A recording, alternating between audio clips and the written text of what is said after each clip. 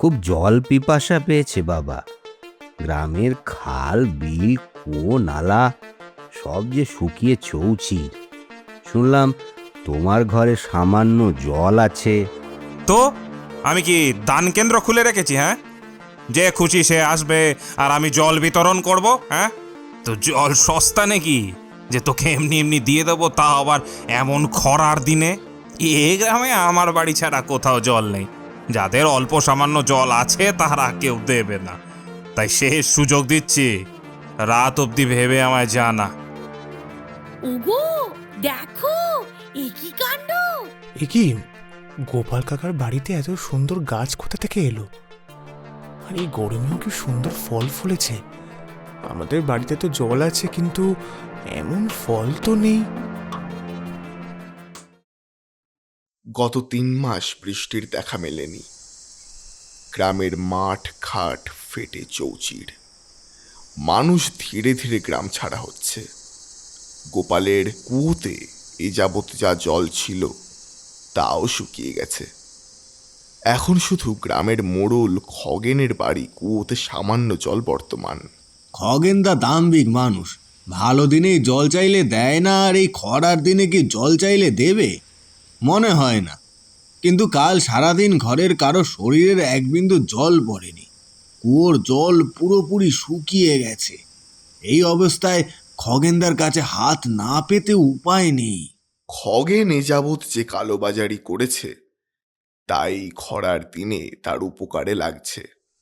যখন গ্রাম জনমানব শূন্য হচ্ছে খাদ্যের অভাবে, জলের অভাবে, তখন নগেনের গোলা ভরা খাদ্যশস্য, কুয়ো ভরা জল, দেবতার পাপীর প্রতি এরূপ ভালোবাসা বোঝা দায়। খগেনদা, ও খগেনদা!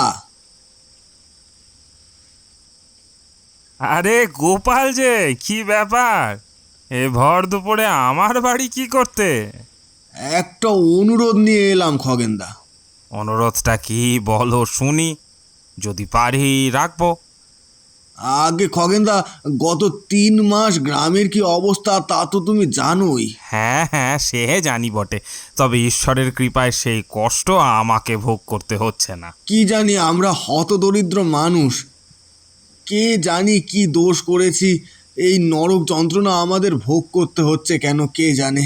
ন্যাকা কান্না ছেড়ে ঝেড়ে কাজ তো বাপু, কি চাইতে এসেছিস? চাইতে আসলে আগে মনে খগেনদা, এই কয়দিন কোনো মতে একবেলা হলেও খেয়ে পড়েছিলাম, কিন্তু কাল দেখি কুয়োর জল পুরো শুকিয়ে গেছে। হ্যাঁ হ্যাঁ, বুঝেছি বুঝেছি, জল চাইতে এসেছিস তো, তো জল দিতে পারি। গোপাল খুশি হয়ে যায়, কিন্তু খগেন এত ভালো মানুষ নয় যে কেউ কিছু চাইলেই সে তা দিয়ে দেবে। কিন্তু বিনিময় কি দিবি? মানে খগেনদা, জলের বিনিময় কি দেব? আর তুমি তো জানোই আমার অবস্থা, এর মধ্যে আমি তোমাকে কি দিতে পারি? দেখ গোপাল, তুই আমার ভাইয়ের মতো, তোকে জলের সাথে সাথে একটা সুবুদ্ধি দি। কি সুবুদ্ধি? আমি কিছু বুঝতে পারছি না। দেখ গোপাল, এ গ্রামে কোনো অদৃষ্টের অভিশাপ লেগেছে কিনা জানি না। গত 3 মাস ধরে বৃষ্টি হয়নি। আদৌ আবার কবে গ্রাম সুজলা সুফলা শ্যামলা হবে তার কোনো ঠিক নেই। তাই এই গ্রাম ছেড়ে অন্যত্র যাওয়াই ভালো। হ্যাঁ, এই গ্রাম ছেড়ে, বাড়িঘর ছেড়ে কোথায় যাব? আমি তোকে কয়েক ঘটি জল দিচ্ছি, তার বিনিময়ে তোর বাড়ি জমি আমাকে দিয়ে পাশের গ্রামে চলে যা। সেখানে পরিস্থিতি অনেকটাই ভালো, বুঝলি? বুঝলাম। তুমি কয়েক ঘটি জলের বিনিময়ে আমার বাড়ি জমি হাতাতে চাইছো? তো জল সস্তা নাকি যে তোকে এমনি এমনি দিয়ে দেবো, তা আবার এমন খরার দিনে? ঠিক আছে খগেনদা, আমি দেখি অন্য কোনোভাবে জলের ব্যবস্থা করা যায় কি না। এ গ্রামে আমার বাড়ি ছাড়া কোথাও জল নেই। যাদের অল্প সামান্য জল আছে তারা কেউ দেবে না, তাই শেষ সুযোগ দিচ্ছি, রাত অবধি ভেবে আমায় জানা। নইলে বাড়ি জমি তো ছেড়ে তোকে যেতেই হবে, কিন্তু বিনিময়ে কিছুই পাবিও না। হ্যাঁ। গোপাল চোখে জল নিয়ে বেরিয়ে যায় খগেনের বাড়ি থেকে। কেউ আছে বাড়িতে? ওফ, এ ভরা বিকেলে কাঠ ফাটা গরমে আবার কে এলো জ্বালাতে, হ্যাঁ? আমি এক সাধু সন্ন্যাসী, দেশ দেশান্তর ঘুরতে ঘুরতে এই গ্রামে এসে পড়েছি। খুব জল পিপাসা পেয়েছে বাবা। গ্রামের খাল বিল কুয়ো নালা সব যে শুকিয়ে চৌচির। শুনলাম তোমার ঘরে সামান্য জল আছে। তো আমি কি দান কেন্দ্র খুলে রেখেছি, হ্যাঁ? যে খুশি সে আসবে আর আমি জল বিতরণ করব, হ্যাঁ? আমি একজন সাধু। আমি মাসকে মাস জল না খেয়েও থাকতে পারি। আমি তোমাকে পরীক্ষা করতে এসেছিলাম। এখন আমি আসি। হ্যাঁ, যান যান, আমাকে পরীক্ষা করতে এসেছে, যত সব ভণ্ড কোথাকার।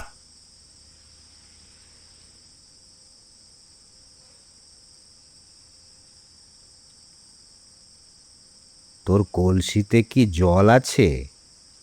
আমাকে সামান্য জল দিতে পারবি বাবা? গলা শুকিয়ে কাঠ হয়ে যাচ্ছে। গোপাল এক মুহূর্ত ভাবল, তার ঘরেও জলের অভাব, কিন্তু তৃষ্ণার্থ মানুষকে সে ফেরাতে পারল না। হ্যাঁ বাবা, কেন নয়, এই নিন।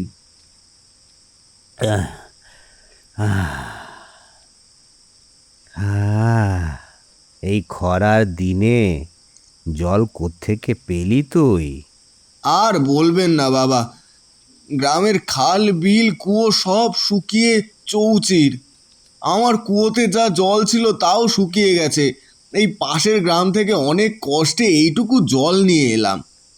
পাশের গ্রাম? সে তো অনেক দূর, প্রায় 10 মাইল।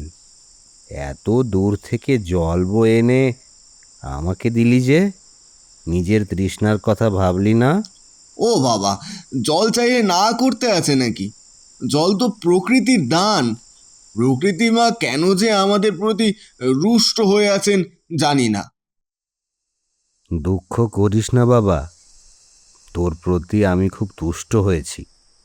আমি তোকে এমন একখানা বীজ দিচ্ছি, সেই বীজ থেকে যে গাছ হবে, সেই গাছে ফল হবে খুব রসালো আর সুস্বাদু। এই জাদু ফল তোকে কখনো তৃষ্ণার্ত বা ক্ষুধার্ত থাকতে দেবে না।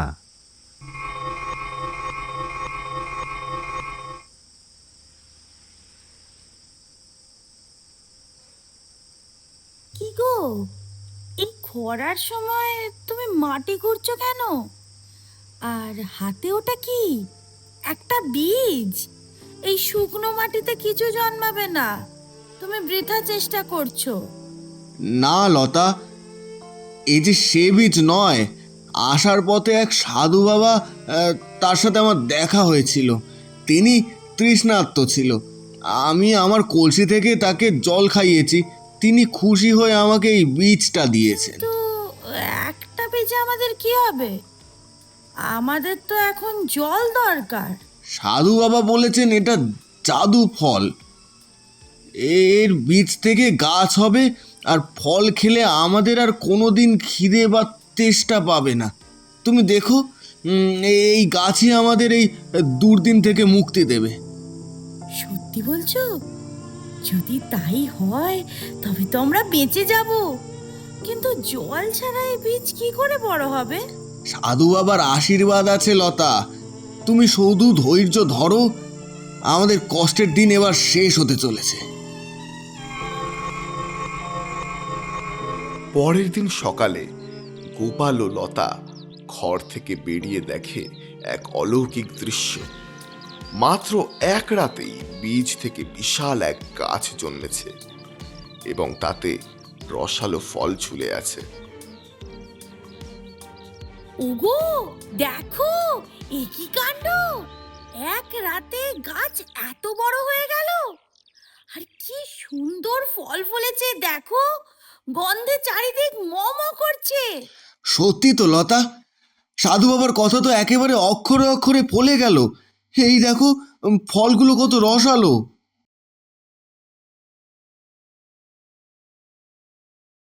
ওহ, কি অপূর্ব স্বাদ! মনে হচ্ছে দেহ প্রাণ সব জুড়িয়ে গেল। তেষ্টা তো মিটলই, মনে হচ্ছে শরীরে এক নতুন শক্তি পেলাম। হ্যাঁ লতা, আমারও তাই মনে হচ্ছে। এখন আমাদের আর পাশের গ্রামে জলের জন্য যাওয়ার দরকার নেই। এই ফলই আমাদের সব অভাব মিটিয়ে দেবে। এ কি, গোপাল কাকার বাড়িতে এত সুন্দর গাছ কোথা থেকে এলো? আর এই গরমেও কি সুন্দর ফল ফলেছে। আমাদের বাড়িতে তো জল আছে, কিন্তু এমন ফল তো নেই। বাবা সবসময় বলে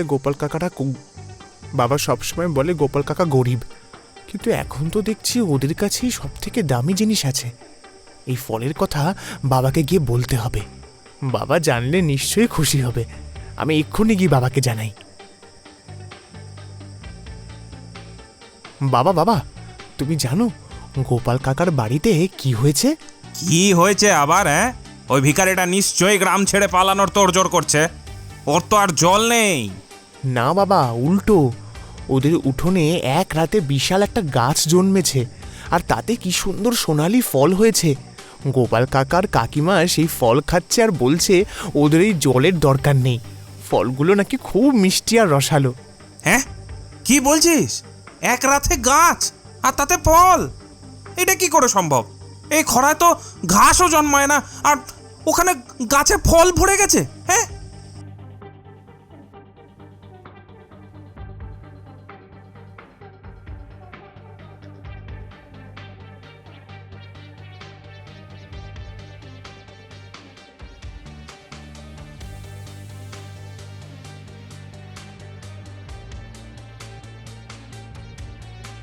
জাদু বীজ?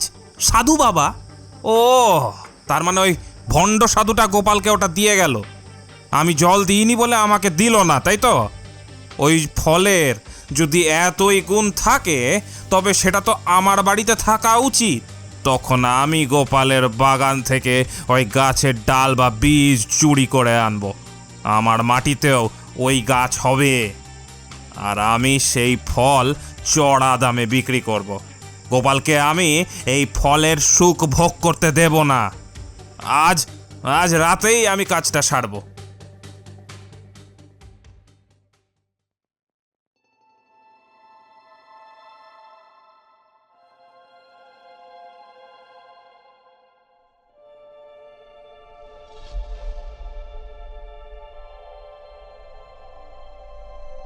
সবাই অঘরে ঘুমাচ্ছে। এই তো সেই গাছ। বাহ, কি সুন্দর গন্ধ! সত্যি তো, এই ফল খেলে আর জলের অভাব হবে না। আহা, গোপালের মতো একটা ফিকিরির ঘরেই অমূল্য সম্পদ মোটেই মানায় না। আমি এই গাছের একটা বড় ডাল কেটে নিয়ে যাব। হ্যাঁ, আমার কুয়োর জল দিয়ে আমি এই গাছ বড় করব, তারপর দেখব কে বড় লোক হয়।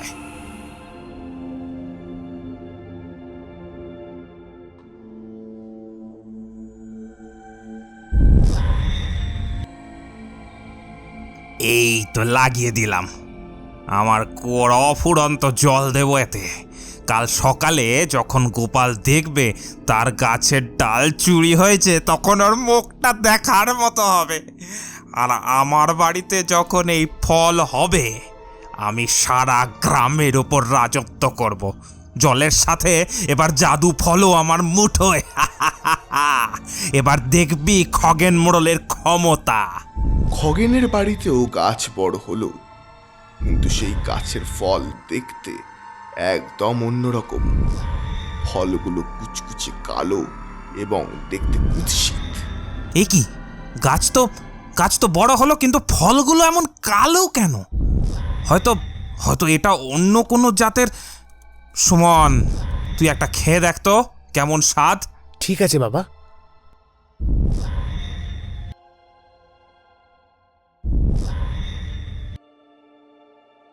ছি, কি তেতো আর কেমন যেন লাগছে।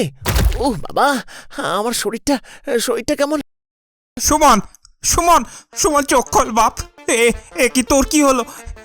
ওরা কেউ আয়, আমার ছেলেটা কেমন হয়ে যাচ্ছে। ওর শরীরটা এমন কালো হয়ে গেল কেন? হায় ঈশ্বর, আমি কি করলাম? ডুবে পড়ে আমি আমার নিজের ছেলে সর্বনাশ করলাম। নিশ্চয়ই ওই গাছের ফলে বিষ ছিল। গোপাল গোপাল গোপাল আমাকে আমাকে গোপালের কাছে যেতে হবে, আমাকে গোপালের কাছে যেতে হবে। ও নিশ্চয়ই এর কোনো প্রতিকার জানে। ওরে আমার সুমনকে বাঁচা। গোপাল, ও গোপাল, আমার সুমনকে বাঁচা ভাই। দেখ দেখ ওর কি অবস্থা হয়েছে। এই কি খগেনদা, সুমনের এই অবস্থা কেন? ওর শরীর এমন কালো হয়ে গেছে কেন? সব তোর দোষ, তোর দোষ। তুই নিশ্চয়ই কোনো তুকতাক করেছিস। তোর ওই জাদু গাছের ডাল আমি লাগিয়েছিলাম, কিন্তু তাতে বিষাক্ত কালো ফল হয়েছে। সেই ফল খেয়ে আমার ছেলে মরে যাচ্ছে। তুমি আমার গাছ থেকে ডাল চুরি করেছো? ওই গাছ তো সাধু বাবা আমাকে আশীর্বাদ হিসেবে দিয়েছিলেন। আশীর্বাদ কি কখনো চুরি করে পাওয়া যায়? লোভ আর চুরির ফলে সেই জাদু ফল বিষ হয়ে গেছে। আমি ভুল করেছি গোপাল, আমায় ক্ষমা করে দে। আমার নিজের লোভ আমি সংবরণ করতে পারিনি, কিন্তু আমার সুমন তো কোনো দোষ করেনি। ও ছোট বাচ্চা, ওকে ওকে বাঁচা ভাই। তুই যা চাইবি আমি তাই দেব। খগেনদা, আমি কিছুই চাই না। সুমনের এই অবস্থা দেখে আমারও খুব কষ্ট হচ্ছে। আমার গাছের ভালো ফলই ওকে সুস্থ করে দিতে পারে। তুমি শান্ত হও, আমি এখনই ফল নিয়ে আসছি।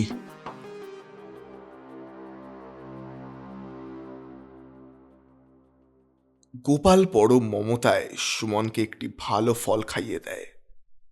ফল খাওয়ার সাথে সাথেই অলৌকিকভাবে সুমনের শরীরের কালো ভাব দূর হয়ে যায় এবং সে চোখ মেলে তাকায়। বাবা, আমি কোথায়? আমার কি হয়েছিল? সুমন সুমন সুমন, তুই সুস্থ আছিস তো বাপ? গোপাল, তুই আমার ছেলেকে নতুন জীবন দিলি গোপাল। তুই আমার ছেলেকে নতুন জীবন দিলি। আমি তোর সাথে কত অন্যায় করেছি, অথচ তুই আমার ছেলেটাকে বাঁচালি গোপাল।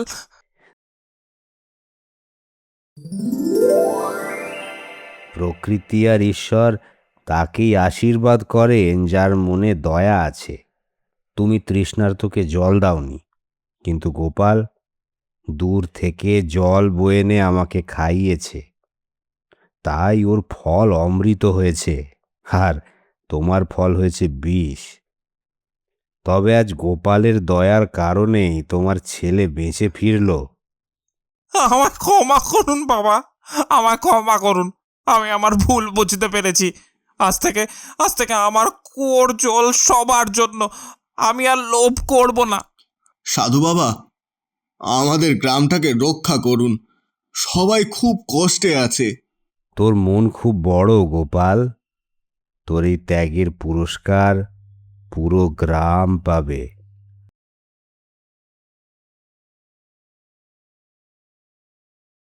ওগো, দেখো বৃষ্টি নেমেছে। আমাদের গ্রাম আবার সবুজ হয়ে উঠবে। গোপাল, আজ থেকে আমরা সবাই এক হয়ে থাকবো। হ্যাঁ, তুই আমাকে ক্ষমা করে দিস ভাই, আমাকে ক্ষমা করে দিস। খগেনদা, বৃষ্টি যখন নেমেছে তখন সব ধুয়ে মুছে পরিষ্কার হয়ে যাবে। চলো, আমরা সবাই মিলে এই আনন্দ ভাগ করে নিই। বৃষ্টির ধারায় গ্রামের মাটি ভিজে ওঠে, সাথে খগেনের অহংকার ধুয়ে যায়, আর গোপালের সততা ও দয়ার জয় হয়।